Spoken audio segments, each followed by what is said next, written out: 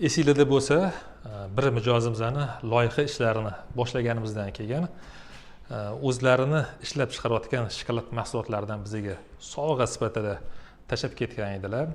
Hozir bu ishlarini bitirdik va mijozimizga berib yubordik. Juda ham xursand bo'ldilar va bizga minnatdorchilik sifatida yana boshqa shokolad mahsulotlarini ishlab chiqarayotgan shokolad mahsulotlarini tashlab ketdilar.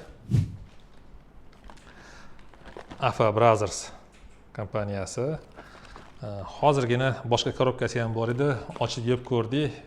Juda ham shirin ekan, ichida katta yong'oqlari ham bor ekan.